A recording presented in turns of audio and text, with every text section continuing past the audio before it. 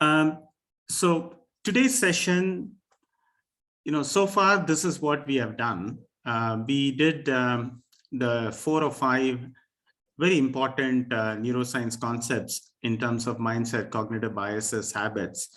And in integration and tools, we did a little bit of mindfulness. We'll do a lot more on mindfulness when we come to embody.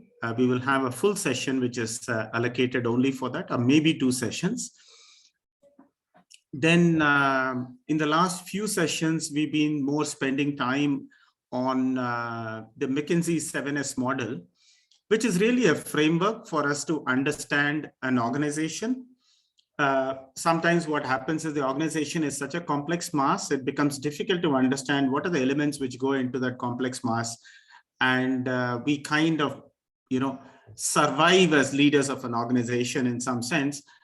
This gives us a structure in terms of thinking about, is the problem with strategy? Is the problem with strategic intent? Is it with the structure? Is it with systems and staffing or style, or what is it? So that we can disaggregate and understand an organization. That's the whole idea for the last few sessions, why we are going through the 7 S's. And in the next session, we will tie it all up. Today is the last session as far as the 7 S's is concerned. And the next session in leadership, we will tie it all up by taking 1 or 2 examples of saying, if this is what our goal is, what should the strategy look like? What should the structure look like? What should the systems look like? And so on. Right? As we said, there are 3 hard S's, which is strategy, structure, and systems. So those are the 3 hard S's because they are very, in the sense, very paper and pencil kind of ideas, and they're highly intellectual as well. And they're quite hard in the sense it has to be implemented. That's it. There is no fuzziness around it as such. Whereas the 3 softer S's are skill, staff, and style, which really leaves us with only 1 S, which is the shared value.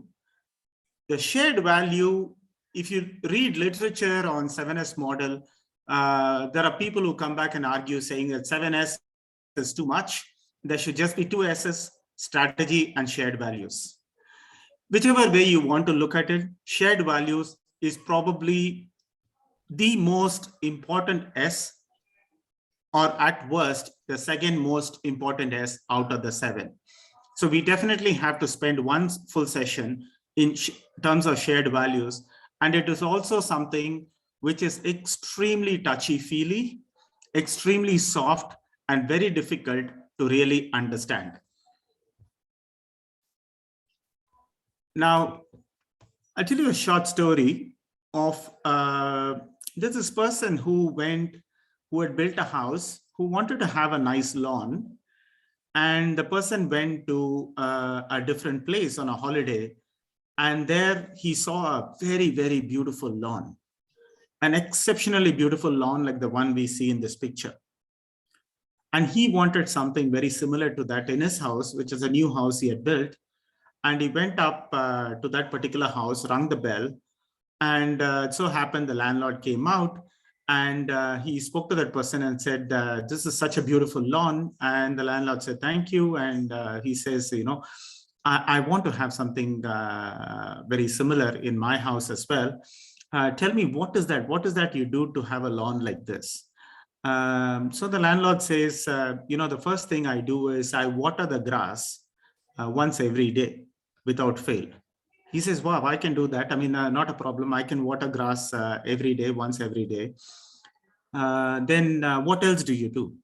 He says, well, I have to tend to the grass by using a bit of pesticides and, de-weeding and all that, which I have to be doing at least once a month. And this bloke says, sure, I can do that as well. I mean, I think I can. I mean, what else do you do? He says, the other thing I do is I trim the grass. I take care of it in terms of trimming the grass at least once a month. He says, sure, no problem. I can do that as well. What else? What else do you do? He's getting a bit impatient and he says, what else do you do? He says, that's it. I don't do anything else. And this guy says, you don't do anything else? I mean, I just do those 3 activities and I can have a lawn like this. He says, yeah, you do those 3 activities for about 30 years and you will have a lawn like this. Okay. So shared values is a lot like that. Shared values is really quite simple.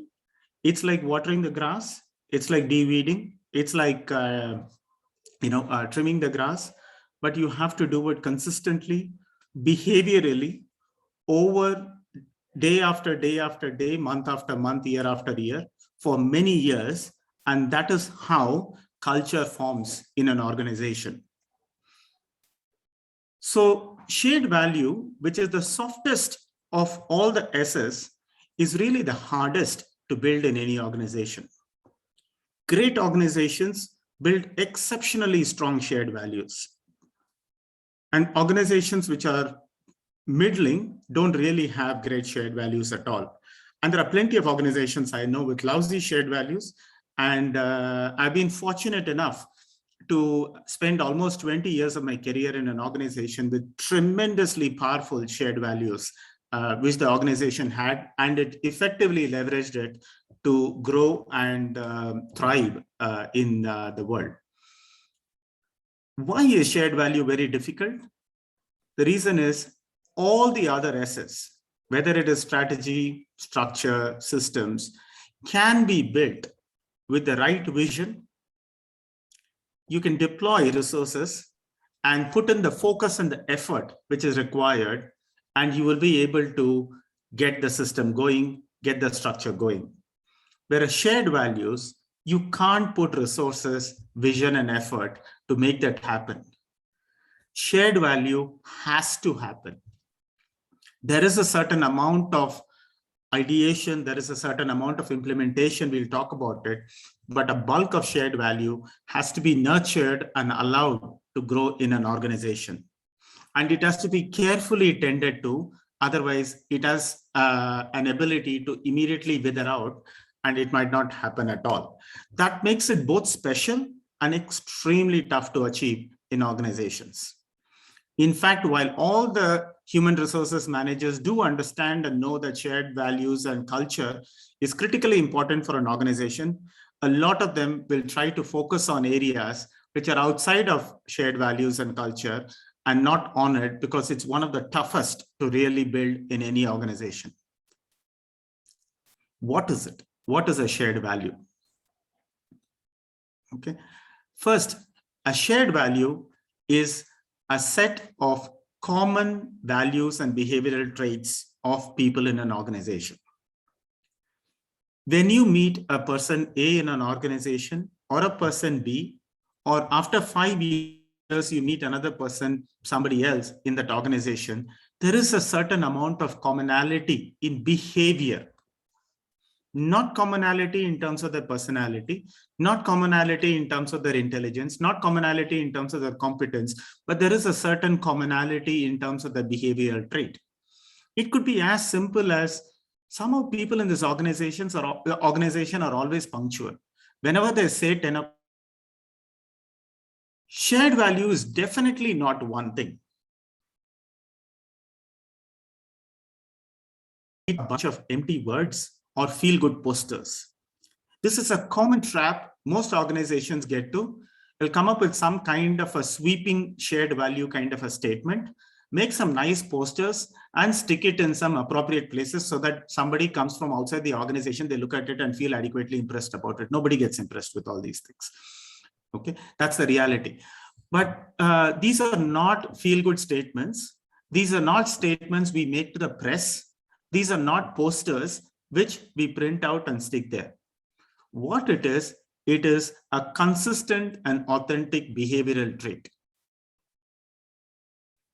It is a consistent and authentic behavioral trait which is there in every person in the organization.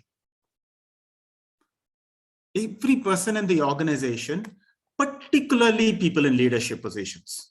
There are many organizations where we will see that the service levels is quite okay at levels which are junior, but the moment we go a little higher up in an organization, people will walk around with a chip on their shoulders.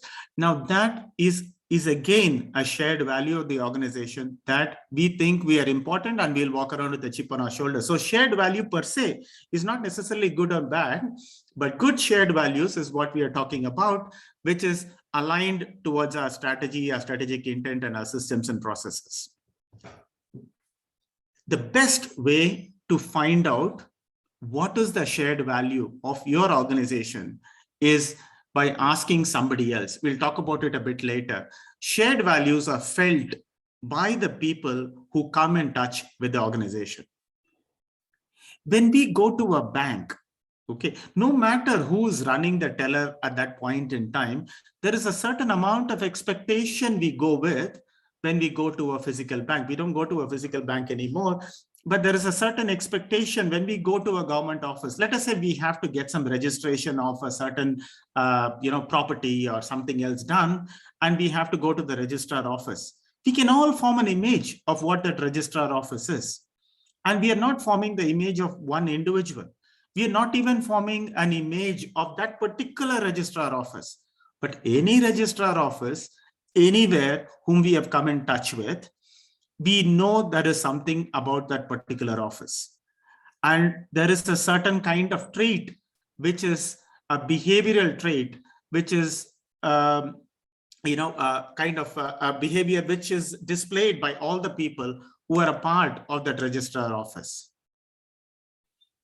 Okay, and that gives us a standardization of image in our head as to what that organization is all about.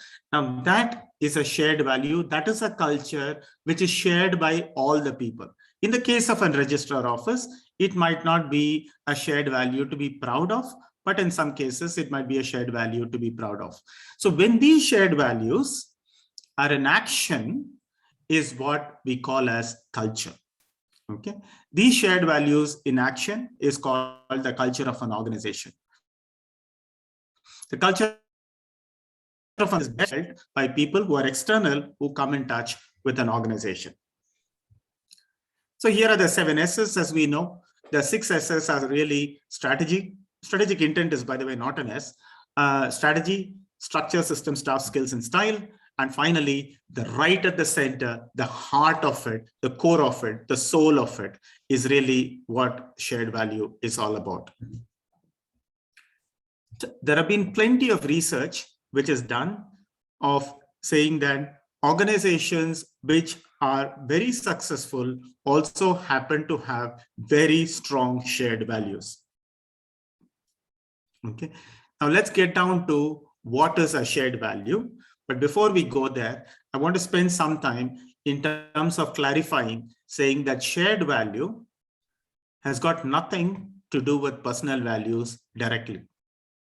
There is some indirect link, we'll come to that, but directly, personal values are quite different from the shared values of an organization.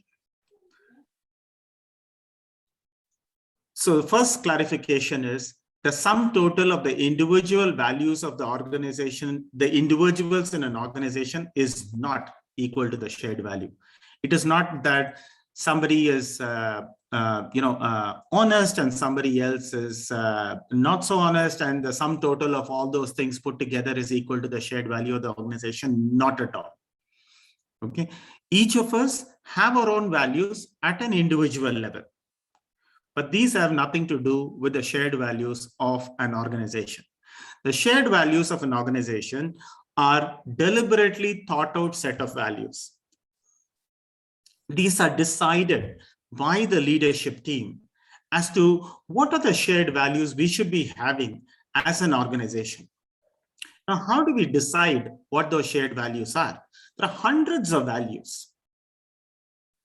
Okay, we want to be dignified, we want to be trusting, we want to be fair, we want to be not unjust, or any of those things. There are hundreds of shared values. Which one do we choose?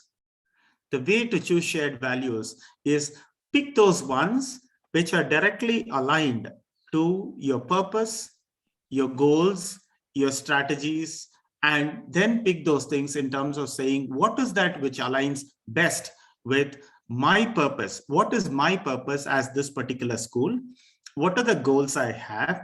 What is my strategy? And for doing that, what should be the shared values, the values all of us as individuals within an organization commonly share, so that we are able to get to that particular place, that particular goal, as effectively, as fast as we can. I'll give you a small example. of two organizations. One of them is this company called 3M. 3M, which, the company.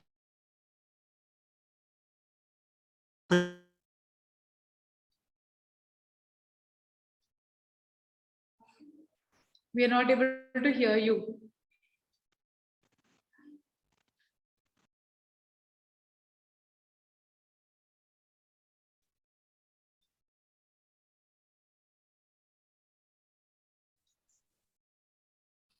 Maybe there is network issue, as Ramesh mentioned initially.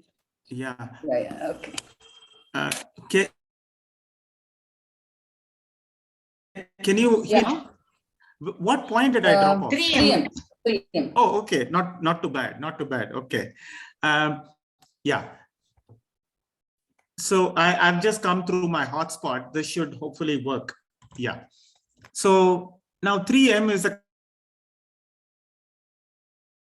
company we all know, but it makes hundreds and hundreds and hundreds of other products. Okay. In fact, 3M is one of the most innovative companies in the world. And 3M has this policy that 40% of the revenues have to come from products which have been innovated and created in the last 3 years.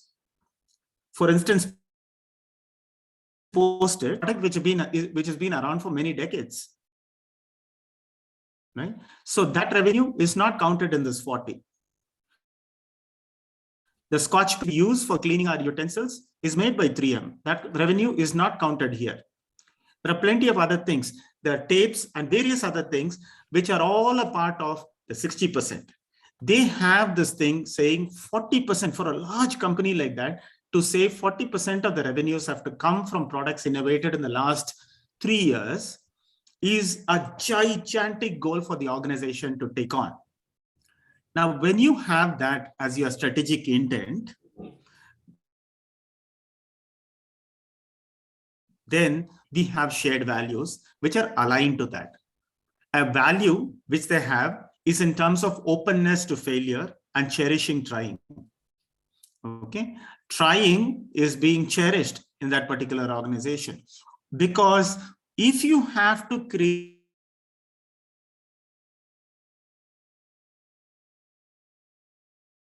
then you have to be able to cherish people trying and not succeeding, and we have to be open to failure. Now, it's very easy for organizations to say that. Most organizations will say, we are this. Who is going to say we will punish people? We'll hang them upside down if somebody makes a mistake. Nobody is going to say that. Okay. Now that's a platitude. When we are able to say it and not, because it's a feel-good phraseology and it's a feel-good statement, we can all say it, but we can't act through it. Okay. So in 3M, they actively ensure or actively look down on people with what is called Monday morning quarterbacking. So the football match in the US happens on a Sunday, and Monday morning, all of us are very, very clever in terms of what are all the various mistakes the team did and what are the things we shouldn't. We know that about cricket, right? I mean, after we lose a certain game, the next day morning, all of us are very wise in terms of what are the 3 or 4 or 5 things Dhoni or a Kohli or a Dravid or whoever else, Ravi Shastri, shouldn't have done.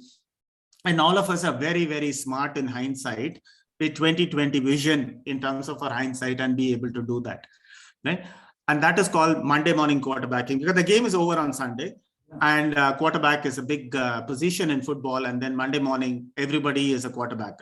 Okay, everybody has great opinions in terms of how the game should have been played the previous day, which is basically looking back and criticizing and saying, I knew it. This is the problem with this. You know, this is the way we should have done it. I always knew. And we will also put ourselves 3-4 days before and say, I knew. Even at that time, you remember, at that time, we would have been ambivalent. Now, this kind of Monday morning quarterbacking is not permitted inside 3M. You can make any opinion you want to say about the future of saying, I don't think it will work, or you may want to try this way. and say that they should have done. If you had done it that way, it would have gone right. That is not allowed at a Monday morning quarterback. Now that is how they align the shared values with the strategy. The next organization I'm going to take is an organization you wouldn't have heard of. I was a part of this organization for many years. It's a company called Olam. Present in 65 countries and had about 65,000 people when I left Olam. Okay, one of the key elements of Olam is while it has 65,000 people, or it had 65,000 people, it was exceptionally nimble.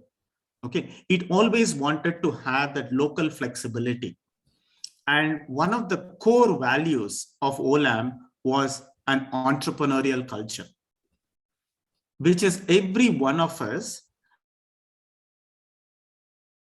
have to behave like the owner of that particular business. Okay. Now, when you tell somebody, I want you to truly behave like the owner of a business, and by the way, you should also come at 9 o'clock in the morning, also punch using your thumbprint. You should also not go before 6 o'clock. You also have a travel budget, which is so much. Then it is not, you're not really trusting that person as being the owner of that particular business. If you're telling somebody you're the owner of that business, then you're telling someone you're the owner of the business. That's it. Whatever you do, I have your back. Okay.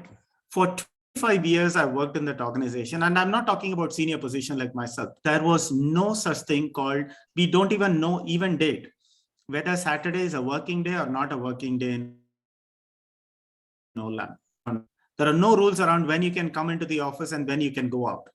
There are no rules in terms of whether $100. There are no rules in terms of entertainment, whether food or whether you can buy them alcohol. There are no rules around it. There are really very few rules about that. Now, people can run amok with something like that. People could be flying business class and staying in 7-star hotels and then, entertaining people with some very expensive champagne and everything else. It didn't happen. And it hasn't happened for many decades. The reason is people behave like businessmen. They behave like owners of that business. Individuals behave like that. And most importantly, the most senior people behave like that. And all the others who join the organization look at how they behave and they just mimic what other people do. And that is what shared value is all about. While shared value is not personal value, it is not entirely divorced from personal value. There is a certain amount of alignment which has to be there between shared values and personal values, because 75% of the people consider the organization of a culture before applying. Whenever we think about yourself and say that if you're applying to a new school or you're applying to a new job, you will say, how is it? What is it like? I mean, what is the culture like? I mean, is it like too strict, or is it like this? Is it like top down? So we ask all those questions, what is it like? We of course ask what the pay is. We of course ask what the role is. We also want to know what the culture is. And here is a stat which is stunning. 50% of people in an organization will be very happy to leave the organization and take up a low-paying job. We all think people join organizations for salary. Time and again, research has proven that salary is a hygiene factor. Salary doesn't motivate. It's a hygiene factor. If salary is bad, people leave an organization. If salary is increased, people don't get energized inside an organization. For a temporary period of time, they'll get energized and that's it. It's what is called a hygiene factor. I'm not going into that. Hygiene and motivation factors. You can look it up somewhere. People will leave to a lower paying job if it has a better culture. In terms of employee engagement, time and again, people have come back and said, almost 2/3 of an organization have come back and said, culture is one of the top 2 criterion for people to stay engaged with an organization. If there are only 2 things, okay, why people leave organizations, okay, let me tell you this. People leave bosses, people leave culture. So whenever you have to look at your attrition related problem, go straight to these 2 things. Go straight to whom they are reporting to and go straight to what the culture is. People leave bosses, people leave culture. People will tell you that they're leaving for reasons because they are under too much stress, or they might say they are not happy with the salary. They will say it is because of the politics, it is because of this, it is because of that. They will give you 100 different reasons why they are leaving. Usually it is because of these two things people leave. If that's how important culture is, what are the qualities of a good culture? It's very difficult to define all the qualities of a good culture in an organization, but I'm going to take a stab at it and mention about 4 or 5 different points in terms of qualities of a good culture.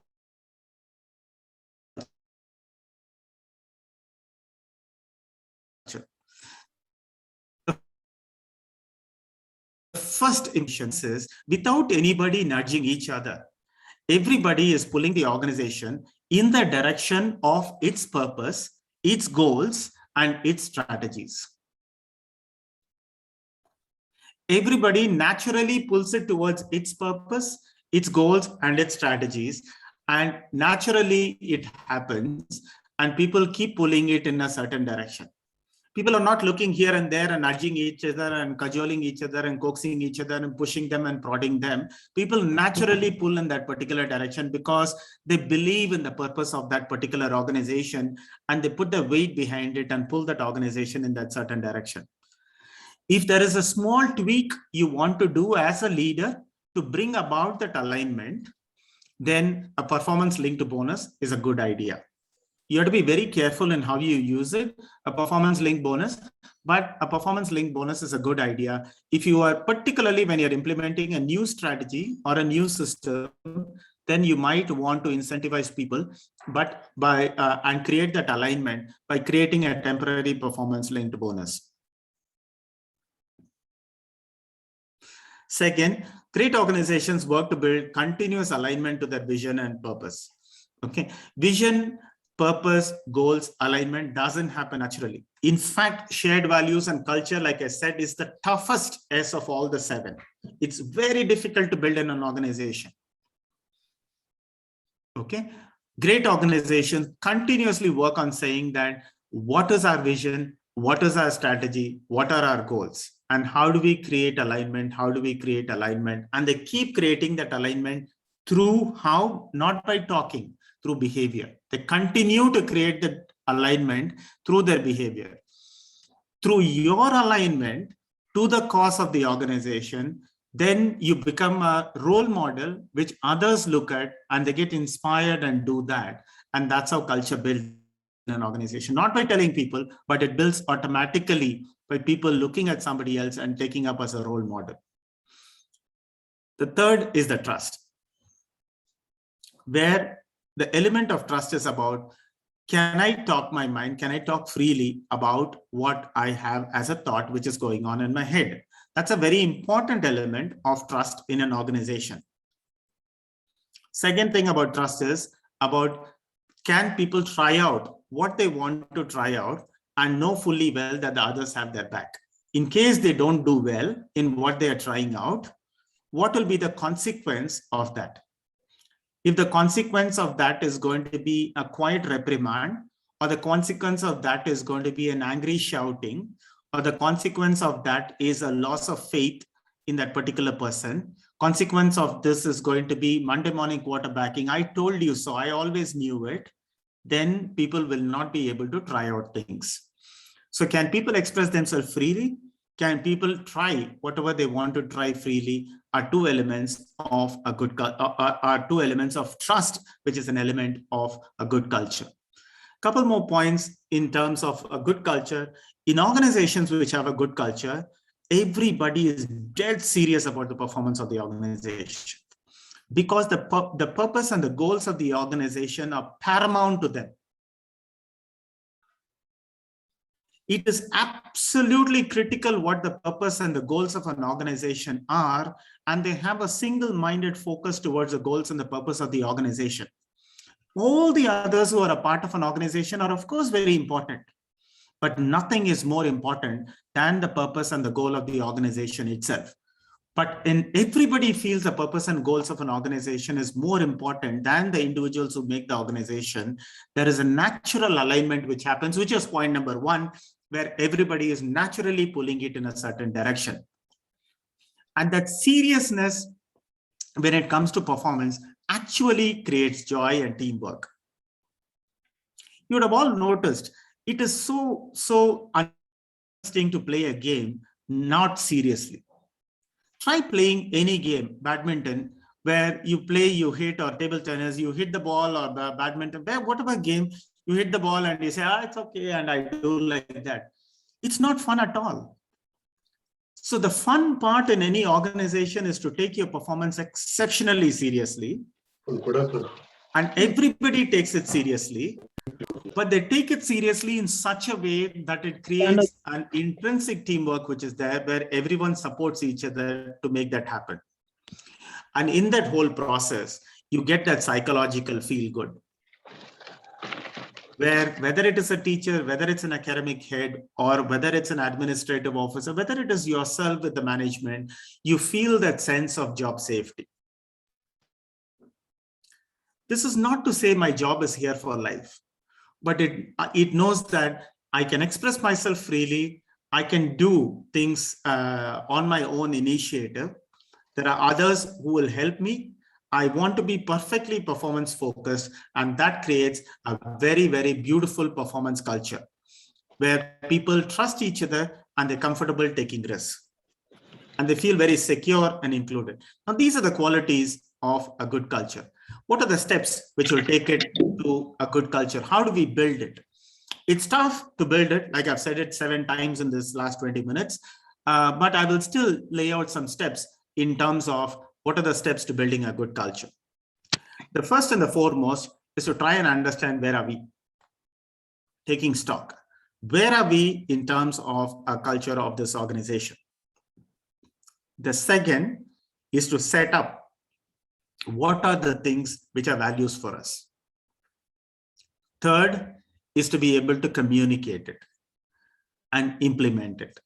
And finally, to be able to audit it, of saying that, are we this? Because culture is not about talking. It's not about posters. It's not about words. It's not about press releases. It is about us. We have to be that, which is why it is tough.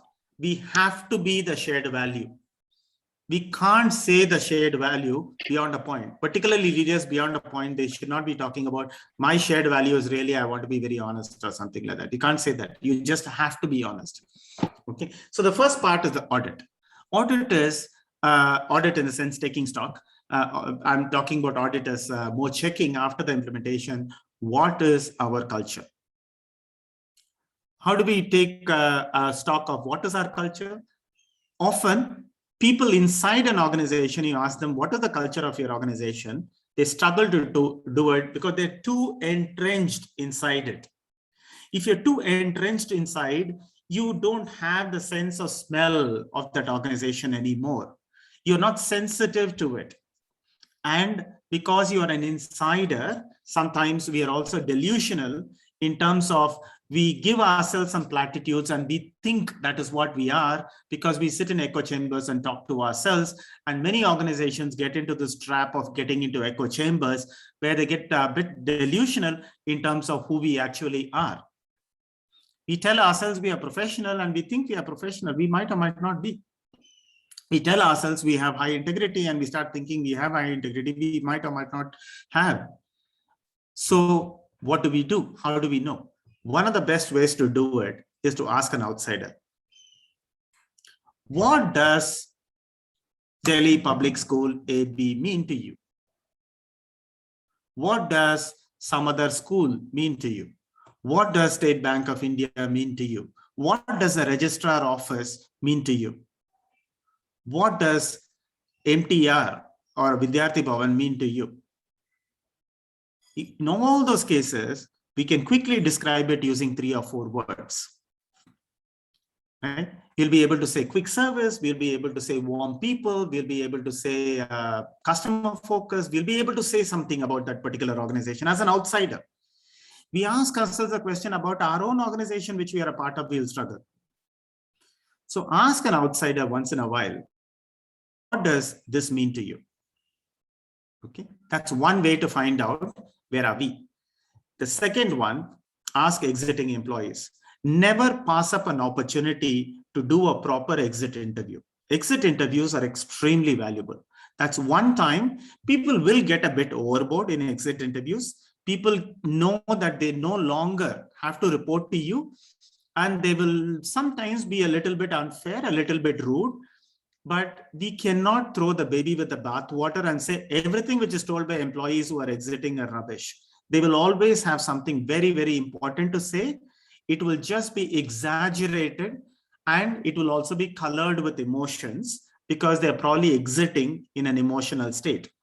Remove the emotion, remove the exaggeration, and go to the core of what they are saying. They will be saying something very important. So asking exiting employees in terms of an exit interview is another place to find out what our culture is. Third, ask ourselves the question, what is that we repeatedly do?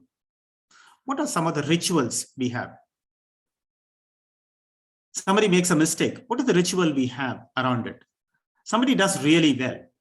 Okay, there's a great success which happens in something. What do we do as a ritual? Do we just say, oh, is it? Okay, good. So what else? Or is there something else to it? Is there a ritual? So what is the ritual? Is the ritual saying, okay, I assumed it to be like that? Is the ritual a celebration? Is the ritual, what is the ritual? What are the things we repeatedly do? And finally, go back and check what is that we often discuss with our colleagues. When we are not discussing subject matter, when we are not discussing directly the school or a specific task at hand, okay, we are not specifically, let's say we are working on a timetable or something like that, where we are specifically working on the timetable and say, no, this has to come here, but this comes here. So not that. Any other time, what is that we tend to discuss? Now, these 3 or 4 things will inform us when we ask an outsider, when we ask an exiting employee, when we go back and reflect on what are the rituals, what are the repetitive patterns we do, and what is that we discuss with our colleagues and other people inside an organization, which will tell us some idea in terms of what our culture is. Then we go to defining our culture, which is we have to set up the values. Now, when you are setting up values, just ensure the number of values you have don't cross 5. Stick to one hand. Okay, we would like to have 23 different values. Like we have said it many times in the past as well, the moment it crosses 3 or 4 things, people can't remember it. I mean, people have 20 different priorities and people can't walk it. It's not about remembering and repeating.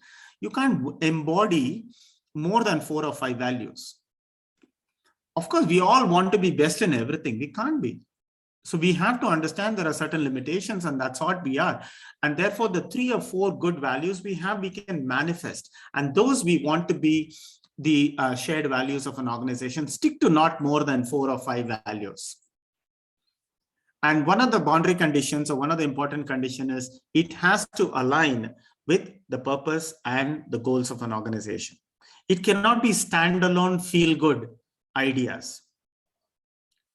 Okay, so we want to be a truly meritocratic and generous organization. Means nothing. Okay, why? Is it aligned to your purpose? Is it aligned to your goals? Or you just find it fanciful as an idea, as a great idea, and we should all be meritocratic or something like that? We don't need to be meritocratic. If that is not one of the things which is aligned to your strategy and value, or you want to be meritocratic because there is a certain way I'm thinking about my structure, and meritocracy is a key element of it. And therefore, I might say meritocratic. So it's not about generally coming up with some 4 or 5 good looking values and then talk about it for some time, convene a meeting, and then make a poster and stick it there. These have to be aligned to our purpose and goals. Preferably, stay away from fuzzy catch-all phrases. Okay. This fuzzy catch-all or catch-all phrases I've spoken in the past, that is that highway thing, right? North, south, Chinese, chettinad, vegetarian and non-vegetarian, family restaurant, bar attached. It means nothing. I mean, because we have to be focused and say, as much as we want to say what we are, we should also be simultaneously be able to say, I'm not this. I'm not good at this. Okay, that is not my strength. We should be very clear. There are certain things which are very clearly areas which we don't want to be or we are not. Then it's about communication and implementation. Communication is tough in values. If you do not communicate, people will not know what the shared values are. If you over communicate, it will just remain words. Everybody will start over communicating inside an organization. It will remain words and posters. So this is a very, very difficult one. The first step is we have to develop what is called descriptor. Okay. When you use a word like risk-taking is one of our values, let us say. What do we mean by risk-taking? We have to lay out a descriptor. A descriptor is when we say the word risk-taking, as this organization, as people within this organization, when we say we are risk takers, what do we mean by that? We have to have a descriptor, which is 30, 40 words, which define what is risk-taking. Because risk-taking is a phrase which means different things to different people. So we have to define in 30, 40 words what is risk-taking, and that is what is called a descriptor. Second, we have to be able to find out our communication champions. There are certain people who naturally embody some of those values. And those people, when they communicate those values, it will seem a lot more authentic. Okay, so we'll have to find the right kind of channel and communication in terms of identifying the champions. Third, I mentioned it, we have to communicate, but we should not communicate too often. If you communicate too often, it has the risk of staying as words. If you do not communicate, it has the risk of not being known. Okay, it's the trick of telling people whether you've achieved something or not without being boastful. It's a bit like that. So it's about knowing that line as to where you draw it in terms of communicating, but not too often. The best form of communication when it comes to shared values is walking the talk. It's much simpler to communicate values by just being it. Okay, so we don't even have to say things like we have to be punctual, we have to be on time, we have to be professional, we should be making some good quality. We don't have to do all that. We just be on time. We are matter of fact about things. We are professional about the time. We are sincere about everybody else's time. We conclude meetings on time. We have done our homework. If all of that has happened, people will just mimic us. So walking the talk is a best way of communicating. And finally, when we have annual functions or any of those things, take that as an opportunity to really reward and recognize people who embody your values. People who truly embody some of those values, make a small descriptor in terms of, what is that value and what is that they embody. Take that particular situation. Okay, for that, we need to be thinking values as leaders all the time. If you're a leader, I would just say, think of only two things. Okay, forget everything else if you're under time pressure. Think strategy, think values. System, structure, staff, style, everything will take care of itself. Just think strategy and think values. Okay, forget everything else. If you have the right values, shared values inside an organization, which is aligned to your goal, purpose, and your strategy, the rest will fall in place. Even a weak structure will pull it through. Even a system which is not properly, which has all the dotting of the I's and crossing of the T's and all the checks and balances we talked about in systems, will still not fail because the power of shared values and culture will pull it forward. And finally, checking whether the shared values is actually happening or not happening. It's about measuring it once in a while to know for ourselves, other than the feel we have. So for that, one of the things is there are plenty of these things which are available. One of the things is people do what is called an employee engagement survey. Don't do it too often. Do it once in 2 years. These are called employee engagement survey. Employee engagement survey basically says, how do you feel inside an organization? Do you think about the organization outside of the organization? What do you tell people about the organization when you're outside? Okay, so there are elements in employee engagement surveys. You can look it up, you can Google it. I can share a few things on employee engagement surveys. Very, very good way to find out where people are. Employee engagement survey, just run it once in 2 years. It's a long process. It'll be about 50, 60 questions people have to actually answer. And then after that, you're good to go in terms of your employee engagement survey. Second, like I said, don't waste the opportunity of exit interviews and take it as a formality. Please spend some time, especially when senior members are exiting, or once in a while, you want to get a real feel of what the organization is all about. Ask an exiting employee. It will be clouded a little bit. It will be slightly exaggerated. It will be slightly emotional. You should be able to remove those two things as a leader and be able to get to the crux of what they are saying. Okay. Otherwise, we run the risk of throwing the baby with the bathwater. Third, like we have quality circles, create circles which are open houses, which is once in a while, convene all the teachers and everybody else, have a common lunch or have something where you make it a chance to really ask people about how are we doing? What are the things we need to be doing?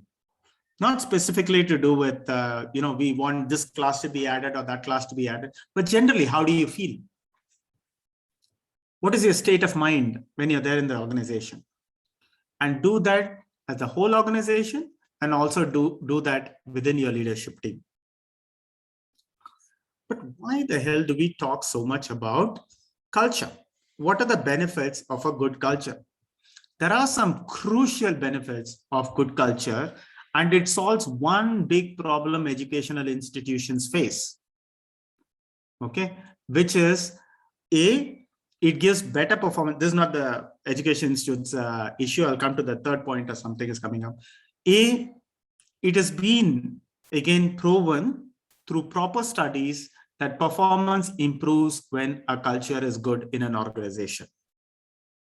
2, generally the disposition of people inside the organization is much better. When people come to work, there's a sense of joy.